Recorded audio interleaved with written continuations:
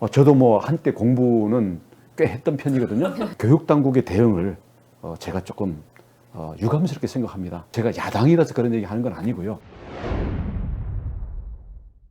올해 교육계의 가장 핫 이슈는 이 격차 문제가 아닐까 싶어요. 코로나가 장기화되고 또 원격 수업이 사상 정말 처음으로 도입이 되면서 기존에는 이 격차의 당사자가 뭐 다문화 저소득 가정들 위주의 이야기였다면은 이제는 집에서 부모가 아이의 교육에 대해서 시간을 많이 쓰기 어렵거나 아니면 뭐 맞벌이 부모여서 사실 손길이 닿기가 좀 어려운 경우에 이 격차 문제의 당사자가 된 셈이죠. 그래서 이 교육 격차가 그냥 소수의 가정의 이야기가 아니라 학령기 아이를 둔 보편적인 가정의 이 문제로 좀 격상이 된 것 같아요. 그런 측면에서 이제 일선학교 선생님들 이야기를 들어봐도 2학기 들어서 아이들의 성적 분포를 보니까 완전 중위권이 사라지고 있는 이런 상황이 굉장히 심각하다, 이런 말씀들도 좀 많이 해주셨어요. 그런 측면에서 좀 지사님께서 이번에 처음 시도된 그 원격 수업 병행에 대한 교육 당국의 여러 가지 대응들이 있었는데 그것을 어떻게 진단하시고 계시고 또 향후에 교육 격차를 해결하기 위해서 학교 교육의 역할과 방안들은 무엇이 있을지 좀 말씀 부탁드립니다. 네, 코로나로 이 등교 수업이 안 되다 보니까 우리 가을 들어서 등교를 했지, 새로 입학한 뭐 학생들은 뭐 초중고든 대학이든 아예 학교 구경을 못 해본 그런 학생들도 많더라고요. 그럼 어쩌면 진짜 우리가 한 번도 경험해보지 못한 그런 현상을 경험하고 있는 건데요. 말씀하신 것처럼 그 속에서 심각한 게 사실 격차 문제인 것 같아요. 안 그래도 부모들의 관심과 시간, 또는 사교육, 또는 학생들의 자기주도 학습이 얼마나 몸에 익혀 있느냐, 이 차이에서 안 그래도 격차가 있는데, 이게 비대면 수업을 하다 보니까 장단점이 있더라고요. 오히려 자기주도 학습을 하는 친구들은 자기가 원할 때, 가장 컨디션이 좋을 때 학습을 하고, 또 필요하면 잘 모르는 건 반복해서 들을 수 있고, 그러니까 오히려 좋다고 하는 학생들도 있어요. 근데 대부분의 경우에는 이제 집중하기가 어렵고요.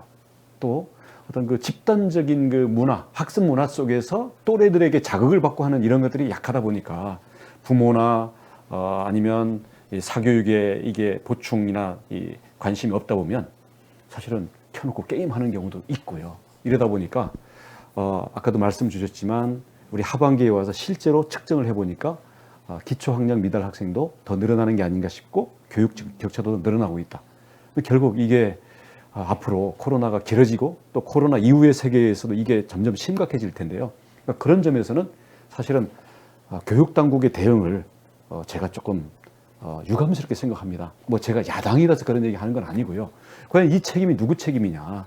그러면 여기에 대해서 제대로 준비가 안 된 교사의 책임이냐? 교사는 고군분투하고 있어요. 학부모님들은 또 갑자기 자기에게 부담으로 지어진 이 비대면 교육의 아이들을 관리해야 되는 것을 다 부담을 지고 있고요. 아이들이 아무런 책임도 없이 이런 현상을 맡고 있는 거거든요. 근데 이런 교육 당국 전체가 좀 준비가 안 돼 있다는 점에서는 우리가 크게 반성을 해야 될 것 같고요. 그러다 보니까 교육 당국에서는 뭐 뭡니까, 태블릿을 나눠준다든지 아니면 자녀 수만큼 뭐 이 컴퓨터가 없거나 뭐 통신이 좀 열악한 경우에는 그걸 비용을 지원한다든지 이런 최소한의 지원을 하고 있다고 봅니다만은 문제는 내용적인 거죠. 우리 교육을 보면은 과거에는 너무 명문대 또는 명문고등학교식의 이런 입시여 가지고 격차 문제가 됐다가 이걸 평준화로 맞춰는 놨는데, 평준화는 좋은데 이건 또 각자 맞춤형 학습을 못 받는 또 다른 문제가 있는 거거든요. 그래서 이번 코로나를 계기로 해서 앞으로 저는 개인별 맞춤형 공교육이 이렇게 충실화돼야 된다고 봅니다. 근데 그렇게 하려면 저희가 제도도 많이 바뀌고 투자도 많이 돼야 되겠지만 인공지능을 오히려 교실에 도입을 하자. 그러면 저도 뭐 한때 공부는 꽤 했던 편이거든요. 근데 여러 가지 요령이 있지만 뭐 집중력 뭐 등등등 있는데 내가 아는 것과 모르는 것을 객관적으로 스스로 아는 것, 난 이게 굉장히 중요하다고 생각해요. 이미 알고 있는 것을 계속 반복하고 있는 건 시간 낭비고요. 자기가 잘 모르고 있는데도 뭘 모르는 건지를 모르고 그냥 수박 겉핥기로 넘어가면 그게 자기 게 안 되는 거예요.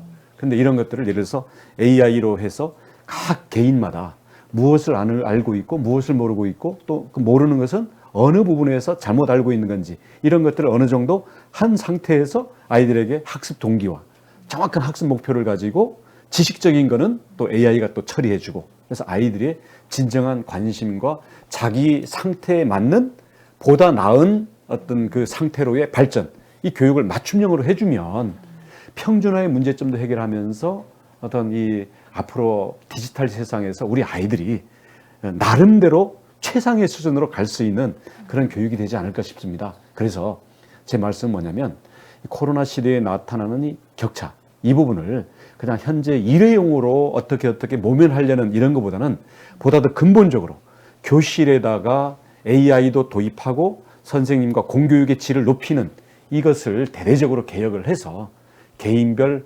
맞춤형으로 공교육이 우리 아이들 하나하나 저출산 시대 아이 하나하나가 앞으로 몇 명 먹여 살릴지 몰라요. 물론 이건 약간 어른들의 이기심이지만 그래서 옛날처럼 야 못하는 애는 그냥 놔두고 가 이런 시대가 아니고 한 사람 한 사람의 가능성을 다 끌어올려야만 우리도 노후에 우리 사회가 존속될 수가 있거든요. 그런 점에서는 대대적인 교실의 혁명 그리고 맞춤형 교육으로의 이 격차 해소 이게 같이 진행돼야 된다고 생각을 합니다.